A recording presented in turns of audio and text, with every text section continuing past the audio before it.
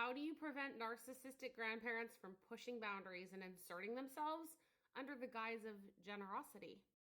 Some give to get for access, control, and the ability to flip the family script.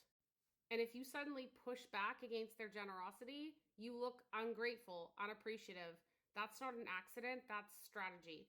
Here's what you can do to prevent this. Step 1 is recognize that this is unfortunately manipulation. If that help comes with conditions, constant opinions, or even gentle pressure to do what they want, that's not pure generosity with no strings attached or ulterior motives. It's supply and control. They're buying it, plain and simple. As an example, let's say that they're paying for your child's music lessons or even a sports team.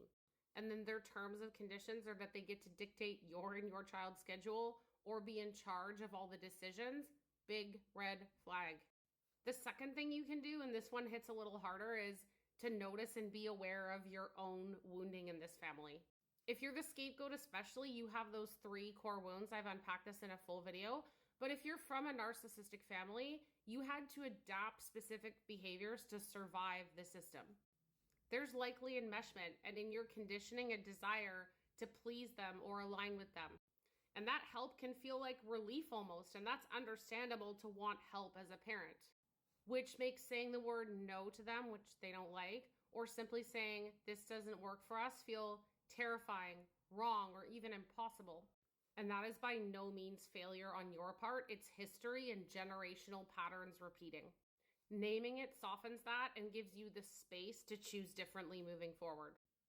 Which leads us to the third thing we can do. Very concrete, practical boundaries that we can actually set and keep is the key.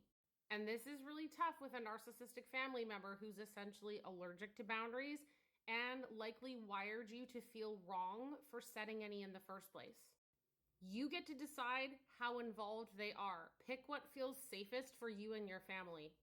It could look and sound like, thank you so much for your help with XYZ, but we're just not comfortable having anyone else babysit our kids. Make sure you align with your partner and the boundaries and rules you want raising your children. You can offer alternatives that moves the generosity in their offers without giving them control. And honestly, anticipate pushback. They'll likely minimize, gaslight, or even guilt trip. It might sound like, I'm so hurt and offended that you won't accept my help. What's wrong with you? Or, oh, for heaven's sakes, I've had 4 children of my own. Of course I can take care of them for a few hours. And trust me, I get how confusing and complex this can be from the inside because I lived it. If you guys follow me, you know I always say I had 3 parents. My grandmother was very communal and she inserted herself in everything. And my parents, they meant well, but they believed that Granny knew best, and she did help a lot. So despite their efforts, they got steamrolled by her a lot. And that cognitive dissonance, well, they are overstepping, but they help all the time.